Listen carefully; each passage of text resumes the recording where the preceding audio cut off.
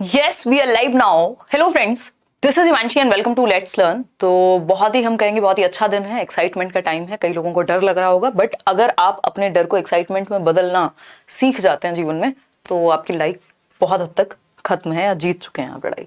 चलिए खैर आते हैं, बहुत सारी बातें आज आप लोगों से करनी है। सीटेट ने अपना इन्फॉर्मेशन बुलेटिन, जिसमें वो सारी डिटेल्ड जानकारी, क्या सिलेबस है, क्या क्राइटेरिया है एलिजिबिलिटी का, सर्टिफिकेट का, ऑनलाइन फॉर्म में किस चीज का ध्यान रखना है, फॉर्म कैसे भरना है, आज से आपकी फॉर्म फिलिंग स्टार्ट है सीटेट की। तो पहले सभी को गुड इवनिंग, नमस्कार, राम राम, सत श्री अकाल, अस्सलाम वालेकुम, what are you feel connected with.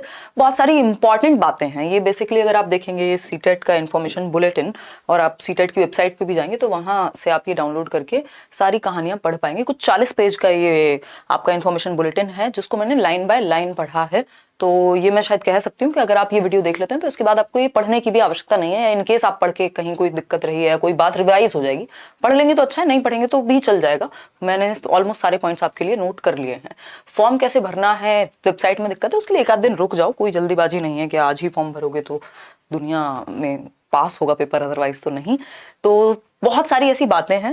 Information bulletin आया है, डेट आपको पता है एग्जामिनेशन की, एग्जाम की डेट्स क्या है, एलिजिबिलिटी क्या है, सिलेबस क्या है, एज क्या है, वैलिडिटी, आपके जो टेस्ट प्रैक्टिस सेंटर्स हैं, लैंग्वेज का हम ध्यान रखेंगे भरते समय क्योंकि लैंग्वेज से कई नंबर आपके बच जाते हैं। पूरे पूरे 15 से 30 नंबर के बीच का खेल है जो लोग लैंग्वेज की वजह से गलतियां करते हैं। एडमिट कार्ड कब आएंगे, जो पर्सन विद डिसेबिलिटीज हैं उनके लिए क्या बात सीटेट में कही गई है।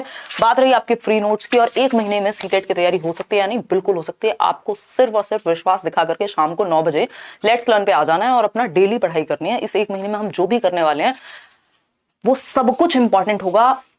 एक महीने में तैयारी तब नहीं हो सकती जब आप भटक जाएं या दुनिया की सारी चीजें पढ़ने का प्रयास करें। वही जो चीजें इंपॉर्टेंट हैं, काम की चीजें हैं, अगर आपको सही गाइडेंस एक महीने में मिल जाती है तो यहाँ पे सारा खेल गाइडेंस का इस टाइम पे। क्योंकि अगर आपको तीर खुद से मारने होते तो अब तक आप तैयारी कर चुके होते। तो जिन लोगों को कॉन्फिडेंस नहीं है, जो अभी अभी जागे हैं नींद से, उनके लिए एक महीना इनफ रहेगा। चलिए स्टार्ट करते हैं और समझते हैं क्या कहानी है। अगर हम बात करें सीटेट दिसंबर की, तो ऑनलाइन आपकी जो एप्लीकेशन है, यानी आज से फॉर्म फिलिंग आपकी स्टार्ट है। आज से फॉर्म आप भर सकते हैं सीटेट की वेबसाइट पे जाके। एक बात याद रखिएगा, सब कुछ ऑनलाइन है, किसी को भी ऑफलाइन 2 रुपए मत दे दीजिएगा, कहीं भी कुछ नहीं करना आपको, है ना। सब कुछ ऑनलाइन है, एक एक चीज ऑनलाइन है, सर्टिफिकेट भी ऑनलाइन होगा, बस पेपर भी आपको ऑनलाइन देके आना है, बस जाना पड़ेगा खुद से, है ना। तो स्टार्ट करते हैं और समझते हैं। 31/10 यानी कि आज से 31 अक्टूबर से आपका फॉर्म स्टार्ट होगा, 24 नवंबर तक चलेगा। फॉर्म में आप करेक्शंस कर पाएंगे अगर कोई गलती हो जाती है, लेकिन फॉर्म आप एक से ज्यादा फॉर्म नहीं भर सकते। और भी कई सारी बातें हैं, समझते हैं फटाफट से एक एक चीज करके। एग्जाम डेट्स की हमने बात कर ली भैया। एग्जाम डेट की जब हम बात करते हैं तो दिसंबर में, कब है एग्जाम आपका, दिसंबर में, है ना। पिछले साल भी दिसंबर में हुआ था।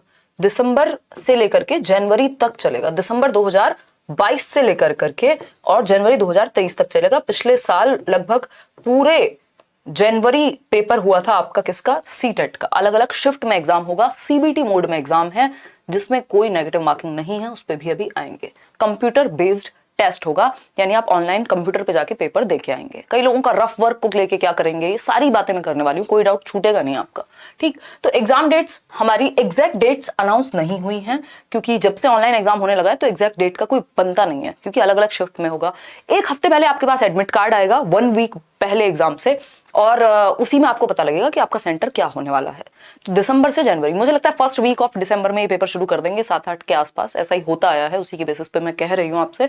तो दिसंबर से जनवरी, तो एक महीना पूरा पूरा आपके पास है अभी, नवंबर से लेकर के और पूरा जब तक दिसंबर शुरू होगा, मतलब यही 30-31 दिन आपके पास है पूरे पूरे। उसके बाद तो बोनस है, जितना डेट आगे जाए उतना वो बोनस में है, ठीक। तो दिसंबर से लेकर जनवरी तक डेट्स, अलग अलग शिफ्ट्स रहेंगी, और वो शिफ्ट जो है आपकी, वही पेपर, आपका पेपर 1 होता है 9:30 से 12 बजे, यानी 2.5 घंटे का एग्जाम, और पेपर 2 होता है 2:30 से 4 बजे तक, ठीक। अलग अलग शिफ्ट में। एग्जैक्ट डेट्स, आपकी डेट किस दिन होगी वो आप फॉर्म फिल कर देंगे, उसके बाद एक हफ्ता पहले आपके पास एडमिट कार्ड आएगा एग्जैक्ट शिफ्ट का, आपको तब पता लगेगा। अब आते हैं एलिजिबिलिटी क्राइटेरिया पर। अच्छा, इसमें एक और चीज है कि जो एग्जाम डेट है दिसंबर से जनवरी है, इसके अलावा फॉर्म आप अपना भर दीजिए 31 अक्टूबर से, यानी आज से ही 28 नवंबर से 28 नवंबर टू 3 दिसंबर, यानी 3 दिसंबर तक आप करेक्शन कर पाएंगे अपने फॉर्म में, इनकेस आपने कोई गलती फॉर्म भरते हुए की हो। हालांकि एक वीडियो मैं फॉर्म भरने पे भी बना दूंगी ताकि आपकी गलती के चांसेस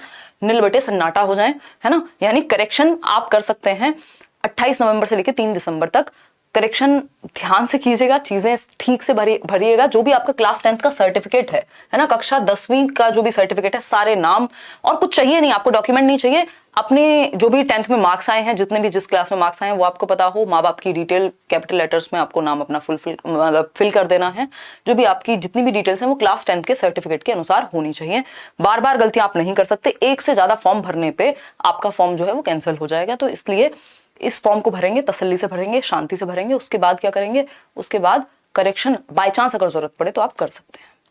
ठीक है ना, क्लियर है? आएंगे इन लोगों पे भी जिनको डाउट है कि एलिजिबिलिटी का तो कुछ बताया ही नहीं है। एलिजिबिलिटी क्राइटेरिया यानी पात्रता क्या है इस एग्जाम की, दे कौन सकता है। सीटेट कोई नौकरी की गारंटी होती नहीं है, बट चाहिए सबको, जरूरी है ना। तो एलिजिबिलिटी क्राइटेरिया की जब हम बात कर रहे हैं तो इसमें पात्रता के लिए उन्होंने सिंपल कहा है कि भाई जो एनसीटीई कह रही है, एनसीटीई कौन है, रेगुलेटरी बॉडी है जो टीचर एजुकेशन को रेगुलेट करती है, national council for teacher education. ठीक, तो एनसीटीई ने जो भी रूल्स बताए हैं एलिजिबिलिटी के लिए वो सब मान्य हैं।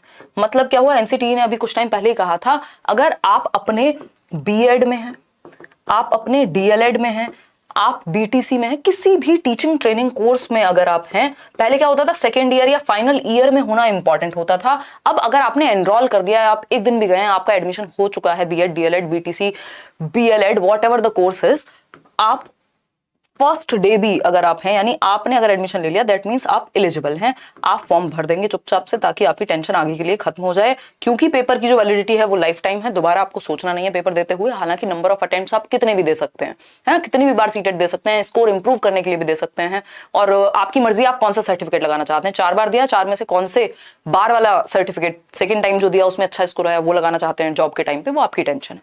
ठीक, तो आप अगर बीएलएड, डीएलएड, बीटीसी जिसमें भी है, आप फॉर्म भर सकते हैं। अब इसमें पेपर 1 और पेपर 2 का भी क्राइटेरिया है कि पेपर 1 का फॉर्म कौन लोग भरे, जिनको कक्षा 1 से 5 तक का टीचर बनना है, यानी जिनके पास या तो बीएड है, बीएड वाले भी भर सकते हैं ना भाई, कई ज्यादातर जगह पर अभी बीएड वाले एलिजिबल हैं किसके लिए, पीआरटी के लिए। तो उस केस में अगर पेपर 1 नहीं आपने दिया होगा तो फिर आप एलिजिबल नहीं हो पाएंगे। तो रूल्स चेंज होते रहते हैं, कहीं पे ये हटाते रहते हैं, कहीं पे बीएड वालों को लाते रहते हैं। तो इसलिए जरूरी है अगर आपने बीएड किया है तो आप बोथ द पेपर्स यानी दोनों ही पेपर के लिए आप चले जाइए। पेपर 1 प्लस पेपर 2 दोनों दे दीजिए। 1200 रुपए फीस है इसकी जनरल कैटेगरी के लिए और 600 रुपए फीस है अगर आप SC ST या डिफरेंटली एबल्ड व्यक्ति हैं तो। ठीक, तो दोनों ही पेपर आपको देने हैं अगर आप बीएड में हैं। पेपर 1 आपको देना चाहिए अगर आपने डीएलएड किया है, क्योंकि आप प्राइमरी के लिए एलिजिबल हैं। यूपी में पेपर 2 भी दे देते हैं डीएलएड वाले, उसके अपने रीजंस हैं, तो वो लोग देना चाहें तो वो दे सकते हैं। क्योंकि ग्रेजुएशन एटलीस्ट होना चाहिए, ग्रेजुएशन प्लस टीचिंग ट्रेनिंग अगर आपकी है तो आप पेपर 2 के लिए सोच सकते हैं। अदरवाइज सिर्फ आपने डिप्लोमा किया है अपनी 12th के बाद तो फिर तो कोई चांस ही नहीं है कि आप पेपर 2 के बारे में सोचें भी, क्योंकि ऐसा भी कहीं कहीं होता है कि उस केस में भी वो लोग एलिजिबल हो जाते हैं। तो सिंपल बात है, डीएलएड किया है और प्राइमरी टीचर बनना है तो आप पेपर 1 देंगे। अगर आपको 6th to 8th का टीचर बनना है तो आप पेपर 2 देंगे। ये कहानी है एलिजिबिलिटी क्राइटेरिया की। किसी को कोई भी दिक्कत अगर हो रही हो तो आप मुझे बता सकते हैं, अगर नहीं हो रही है तो भी बता सकते हैं, जल्दी ही हो जाएगी। शोभित, परेशान नहीं होना है। ठीक, चलिए एग्जाम पैटर्न की बात कर रहे हैं कि भैया नए चेंजेस हुए हैं या नहीं हुए इस बार भी, तो बहुत ही खुशी की बात कहेंगे आप लोगों के लिए। हालांकि अब तो मैं थोड़ी सी बोरियत हो गई है, अब कुछ तो परिवर्तन करे, कुछ तो मजे आए। बट हाँ, ऑनलाइन एग्जाम में थोड़ा सा चेंज इन्होंने किया है। सिलेबस सेम है, आपके लिए खुशी की बात है कि सिलेबस सेम है, सिलेबस एग्जैक्टली सेम है, पैटर्न बिल्कुल सेम है। 150 नंबर का पेपर है, चाहे वो पेपर 1 हो चाहे वो पेपर 2 हो, दोनों 150 नंबर के पेपर हैं।